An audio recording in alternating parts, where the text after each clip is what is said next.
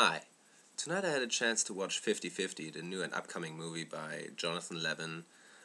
You might have seen some previews already for it, or some trailers. It's going to be released next week, September 30th. And I had a chance to attend a preview, and it was, first of all, it was pretty good. It was a really good movie.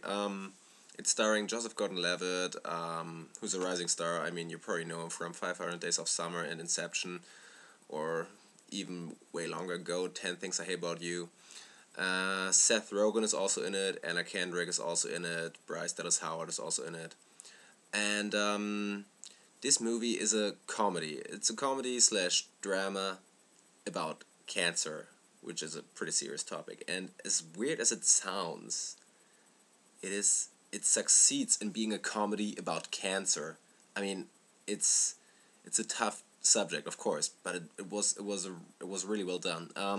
So the film story is basically there's this young boy named Adam, played by Joseph Gordon-Levitt, and he's diagnosed with cancer, and it's just about how he and his family and his friends are dealing with it, how he's going through the motions, going through everything, through his whole therapy and stuff, and it's a great movie. It has laugh out loud moments, which are paired with realistic situations, and it's always a really good balance between humor and tragic. It's not like overly funny. It's not overly tragic. It's just like the right ratio, I felt.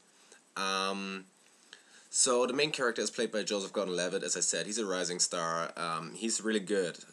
He was able to carry the whole movie. I mean, some might say he's just a baby-faced no-name, but I feel like he's going to be an A-lister soon. As I said, he was in Inception, he was in 500 Days of Summer. He had a couple other movies coming up. He's definitely a rising star. He's really good in it. He proves that he's an upcoming leading man for Hollywood. So, yeah, that's my opinion.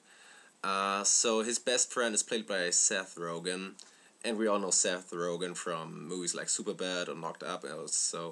And he's always like this nice stoner in every movie, which, in my opinion, gets somehow annoying at some point. There's just so much I can take, so much stoner humor.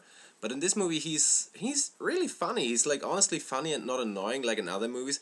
He's just a very likable and nice character.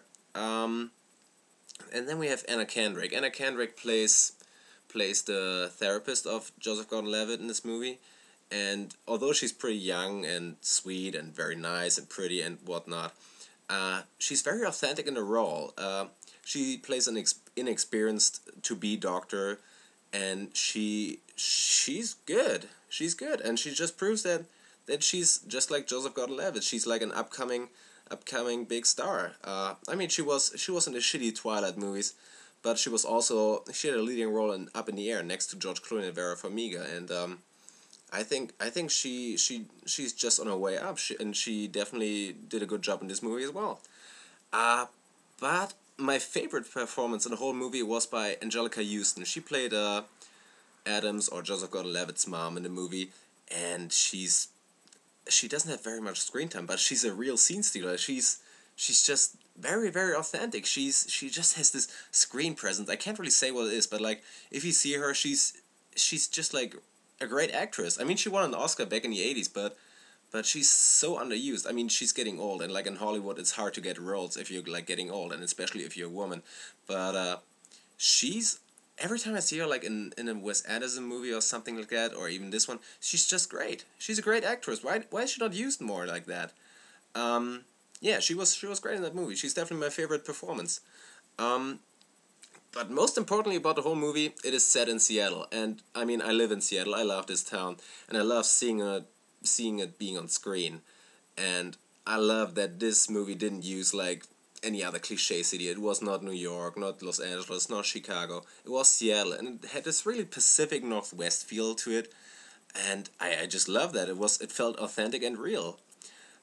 So overall, I like the movie. It is funny, it is tragic, it balances everything really well, and the emotional scenes are not too schmaltzy or kitschy or anything. It's just the right ratio, the right balance, and I hope this movie will succeed. I mean, it's not released yet, so give it a shot. Please give it a shot when it's released. You're not gonna be disappointed. I'd be very surprised about that. So go and watch it. Please go and watch it.